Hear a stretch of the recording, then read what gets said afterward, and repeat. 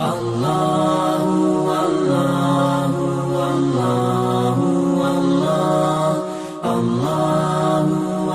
فرمایا جب اللہ ذلیل کرنا چاہے تو میرا رب چوک چراہے نہیں دیکھتا، تو گھر کی چوتھی کوٹری میں بھی چھپا ہوا ہو تو اللہ پھر بھی تجھے رسوا کر دیتا ہے۔ جب اللہ ذلیل کرنا چاہے، اللہ ذلیل کرنا چاہے تو چوتھے مکان میں، اور پھر جب اللہ عزت دینا چاہے تو تیرے پیسے، تیرا علم، تیری دولت نہیں دیکھتا، وہ جب چاہتا ہے جہاں چاہتا ہے تجھے عزت عطا فرما دیتا ہے، جب چاہتا ہے جس طرح چاہتا ہے۔ بیادک الخیر، اس لیے کہ ساری خیر اللہ کے ہاتھ میں، اور انک علی کل شیء قدیر، وہ ہر چیز پہ قادر بھی ہے، قدرت بھی رکھتا ہے جب چاہے۔ ایک تو امانت صحیح استعمال۔ حضرت عثمان غنی رضی اللہ تعالیٰ عنہ فرماتے ہیں میں اپنے مکان کی چھت پہ کھڑا تھا تو ایک بوڑھا بابا ہاتھ میں ڈنڈا لیا ہوا ہے، تو کڑاکے کی گرمی ہے، دوپہر شدید ہے، تو وہ نا اپنا اونٹ ہانکتا ہوا آ رہا ہے۔ حالانکہ وہ رواج یہ ہے کہ گرمی کے موسم میں لوگ یا سویرے سویرے اونٹ چراتے ہیں یا شام کو، تو یہ بڈھا ہے دوپہر کے وقت۔ آپ فرماتے ہیں میرے دل میں بدگمانی آئی، دیکھیں صحابہ کتنے صاف گو ہیں، فرماتے ہیں میں نے کہا مجھے لگتا ہے لالچی ہے، اس کو دوپہر کو بھی سکون نہیں، ساری دنیا غریب بھی اندر بیٹھے ہیں اپنے اونٹ لے کے، اور یہ شام دوپہر کے وقت بھی اونٹ ہانکتا پھرتا ہے۔ فرماتے ہیں اس آدمی کو میں نے آتے دیکھا، جب میرے قریب آیا تو میرے آنسو نکل آئے۔ یہ معاذ اللہ کو لالچی بڈھا تو نہیں، یہ تو امیر المومنین حضرت عمر فاروق ہے۔ فرماتے ہیں پسینے سے شرابور حضرت عمر۔ حضرت عثمان غنی کہتے ہیں میں دوڑتا ہوا نیچے آیا اور میں نے کہا حضور اس گرمی کے موسم میں جب جانور بھی چھاؤں میں چلے گئے، آپ اونٹ کے پیچھے بھاگ رہے ہیں؟ تو آپ فرمانے لگے ٹانگیں میری دکھ رہی ہیں، پاؤں میں تکلیف ہے، گرمی سے میرا برا حال ہو گیا ہے، لیکن عثمان یہ میرا ذاتی اونٹ نہیں، یہ مال غنیمت کا ہے، یہ مسلمانوں کی امانت ہے۔ اور کہا عثمان میرے پاس جو اقتدار ہے نا، جو کرسی ہے وہ بھی میری نہیں، وہ بھی مسلمانوں کی اور میرے اللہ کی امانت ہے۔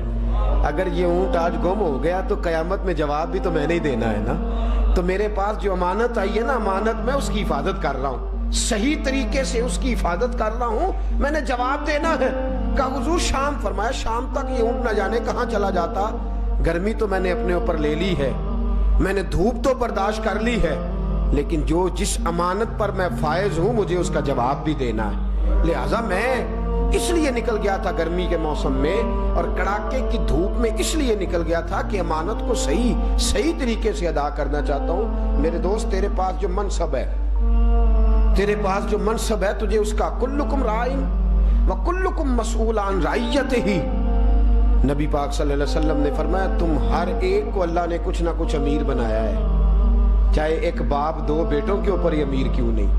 دو بچوں کا ہی نگہبان کوئی نہیں، تمہارے پاس امانت ہے، تم سے حساب لیا جائے گا، تم سے پوچھا جائے،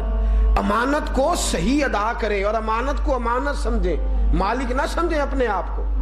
کہ جو کچھ میرے پاس ہے وہ میرا ہے، جو کچھ میرے پاس ہے اگر آپ کا ہو تو پھر آپ کو حساب ہی نہ دینا پڑے، آپ نے حساب دینا ہے، جواب دینا ہے، اس کا مطلب ہے کہ مالک وہ ہے جو حساب لے رہا ہے، تو اس کو بطور امانت رکھو، ہر چیز اللہ تبارک و تعالیٰ کی امانت ہے، اس کو ذاتی ہم پتہ کیا کرتے ہیں، ہم کمال سمجھتے ہیں اپنا، خطیب صاحب تقریر کرتے ہیں تو باقی پہ اعتراض کرتے ہیں، کہتے ہیں انہوں گالی نہیں کرنی ہوتی، انہوں جاچ ہی نہیں۔ اللہ کے بندے تیرے پاس جو بولنے کی صلاحیت ہے یہ تیرا کو ذاتی کمال نہیں، یہ خدا بند کریم کی عطا ہے، تو سجدہ شکر بنتا تھا، تکبر نہیں بنتا تھا، سجدہ شکر بنتا تھا، تکبر نہیں بنتا تھا۔ اور صاحب جس نے اپنے بچوں کی اچھی تربیت کر لی ہے اور جس کے بچے اچھی جگہ پہ، معاذ اللہ تعالیٰ تھوڑے دن پہلے ایک بڑی تکلیف والا معاملہ ہوا، بڑی تکلیف والا معاملہ، اخبار میں پڑھ رہا تھا تو وہاں ایک بڑے معزز آدمی کو ایک بڑی تکلیف ہوئی کہ اس کی بیٹی نے خود جا کے شادی کر لی، خود جا کے۔ اب یہ اتنی بڑی تکلیف ہے، اتنا بڑا درد ہے کہ وہ جانتا ہے جس کے اوپر یہ بیتتی ہے، اور ہم کیا ہیں، ہمارا انداز بڑا عجیب ہے بات کرنے کا، سٹائل بڑا رنگ والا ہے اور بڑی عجیب ہماری طبیعت ہے۔ وہ ایک صاحب، میں نے کہا یار دیکھو کتنی تکلیف ہے، بچیاں بچے کیا کر رہے ہیں، تو کہنے لگے نہیں جی سارا پتہ ہوندہ ہے، ماپیاں نو سارا پتہ ہوندہ ہے۔ میں نے کہا نا، اگر تیرے بچے نیک ہیں تو اسے خدا کا فضل سمجھ، اسے اللہ کا کرم سمجھ، اسے اللہ کی رحمت سمجھ۔ میں نے اولیاء اور صوفیاء اور علماء کے بچے بگڑتے دیکھیں، اور میں نے تو یہاں تک پڑھا ہے کہ نوح علیہ السلام کشتی میں بیٹھے تھے اور بیٹا کافر ہونے کی وجہ سے دریا میں گوتے کھا رہا تھا. تو آپ کیا سمجھتے ہیں معاذ اللہ حضرت نوح نے تربیت صحیح نہیں کی تھی؟ تو امانت سمجھ اللہ کی. جو اللہ نے نیک اولاد دے دی ہے یا تیرے لیے کوئی تابع دار 4 لوگ بنا دیا, تو تکبر کرتا پھرتا ہے. انہیں جی بالا نو روٹی نہیں لال دی کھوائی, انہیں جی نے تربیت ہی نہیں ٹھیک کی تھی, جدو آپ جی کام کریے تو کیسی بات کر رہے تھے؟ تو تکبر میں آ گیا. اگر تیرے بچے تجھے سلوٹ کرنے لگ گئے ہیں تو تنقید کرنے لگ گیا. امانت سمجھ اولاد اللہ کی امانت. یہ اللہ نے تجھے نیک اولاد دے کے امانت دیا, شکر کیا کر. تیرے پاس جو ہے وہ تیری محنتوں کا نتیجہ نہیں, وہ میرے اللہ کے فضل کا نتیجہ ہے.